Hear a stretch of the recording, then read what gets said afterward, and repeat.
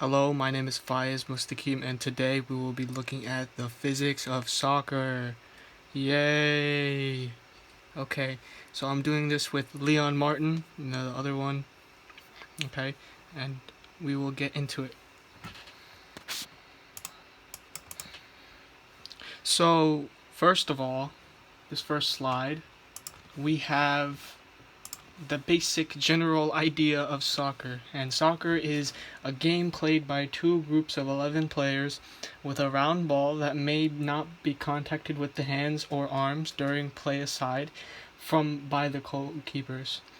The objective of the game is to score objectives by kicking or heading the ball into the rival's objective. Today we will show you the physics of a soccer ball. Okay, so the basic general physics of a soccer ball. So the physics of a soccer ball: when a soccer player kicks a ball off center, it causes the ball to spin. The heading and spin of the turn will decide how much the ball bends during the flight. It is similar rule to the curveball in baseball. While tossing the ball, the pitcher gives a quick turn, which makes the ball bend during flight.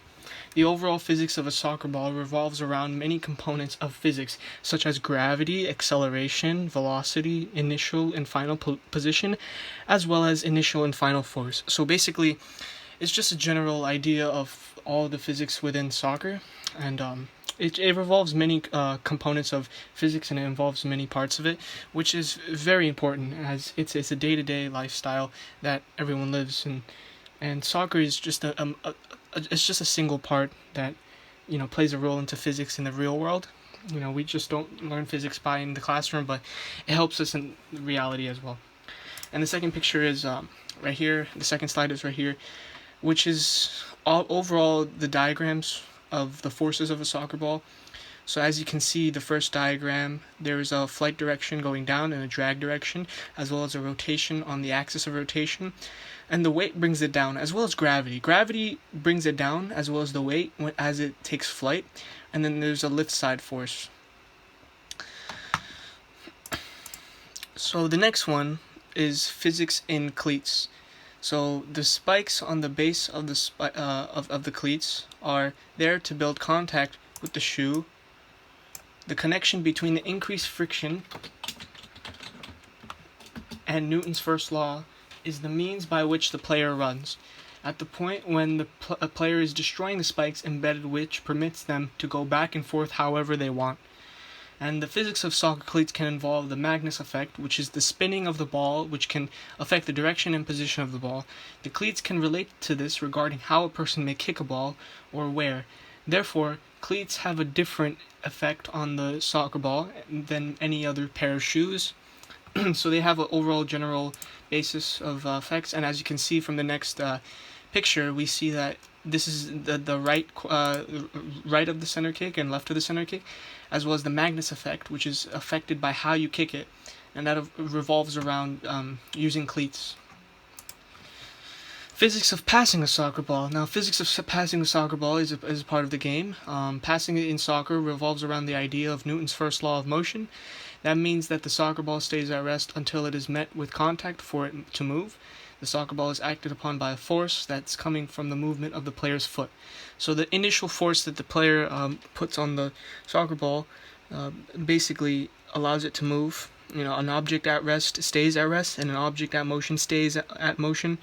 An object at rest stays at rest unless it is enacted upon by a force, and that is a primary example of someone passing a ball, shooting a ball, dribbling a ball. It's just an overall general basis, Newton's first law of motion, which basically is a big part of soccer. Okay, and in relation to physics, a ground pass enlists the idea of friction. So there's friction involved in ground passes, as well as Newton's first law, in which the ground can affect the way that a ball moves in a certain distance, but the initial force at which the ball is moving can also be affected. And a cross or a pass through the air, so a pass through the air in soccer revolves around the idea of gravity and initial force from contact of the player's foot. So in a cross, there has to be a certain position that which a person can shoot a ball or kick a ball, and that is usually on the bottom side or the bottom hemisphere of the ball. and with it, it allows the ball to travel in the air and be lifted up by a force, right? And this initial force is from the initial position. The position that a person shoots a ball is different from the position that a person passes a ball.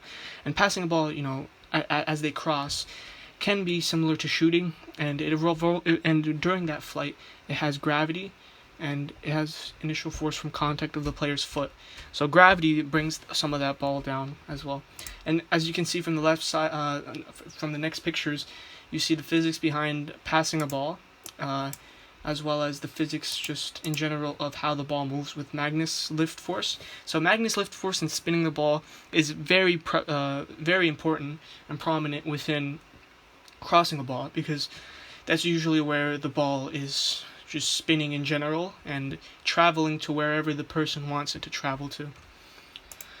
In the next slide, we have physics of shooting a soccer ball, and shooting a soccer ball or kicking a soccer ball revolves around the idea of gravity and initial force within the kick, similar to crossing. So similar to crossing, the physics within that. And the initial force originally comes from contact with the player's foot. Similar to passing a soccer ball, shooting a soccer ball requires more initial force and initial position sufficient enough to shoot on target. So the sufficiency and the efficiency that a person has of shooting a ball on a target is important. It's a general premise within soccer. And shooting a ball requires the help of gravity and velocity. In terms of gravity, it allows the ball to go downward towards the goal, while velocity and acceleration helps the ball to stay within the air and acquire spin, which spin in general determines the placement of the final position. And then overall, there's still friction between the ball and air, because the air causes the air to react to the direction of the spin of the ball. So there's friction overall in soccer, in the ground and air, and there's just air resistance within the ball, as if the air is moving on the opposite direction. And next slide, we see bending a soccer ball, which is similar to shooting, and overall shooting a ball right there on the second picture. And you see the velocity moving in and the force just moving down from the gravity. The force of that is gravity, and the velocity is initially started from the kicking, and you see the arrows pointing in the opposite, in a rotational, clockwise position, in which that is basically the Magnus effect. And with the velocity moving there, you see the ball spinning, and it stays in motion until it reaches the position of the final, final place of bending a ball. And the force and the arrow going down and saying force is basically the force of gravity. The next slide is the physics of dribbling a soccer ball, and physics of dribbling a soccer ball revolve around the idea of continuity of applying force. And basically, that means that you'll continuously apply force, and the person dribbling a soccer ball can apply a less initial force, which allows the ball to get closer to them as they repeat the process. The same person dribbling could also apply more force and therefore run towards the ball, having less touches but longer distances. So that's an overall general premise of dribbling.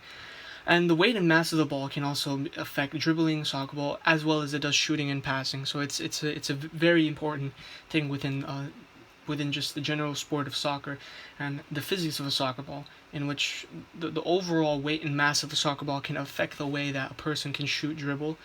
If it's heavier, then it's harder to shoot and harder to dribble, harder to pass. If it's lighter, it's easier to do those things. So the mass and the weight can just overall affect the way that a person does those certain things in soccer.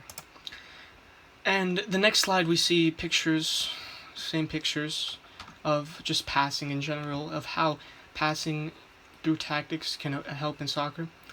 And then finally is just the diagrams of the physics of soccer, and you see the overall review of what we learned from here, and it's the Newton's first law of motion and the Magnus effect, which basically are the main premise of soccer. And the overall conclusion in general, the game of soccer can involve almost all basic aspects in physics. It has changed the way we have viewed the world and can overall affect the way we live. Physics is all around us, and playing soccer is one of the many possibilities of revolving around physics in the world. And I hope you guys enjoyed the presentation, from me and Leon Martin. I hope that you guys learned something about the physics of soccer, as it is very good and important to learn. Thank you.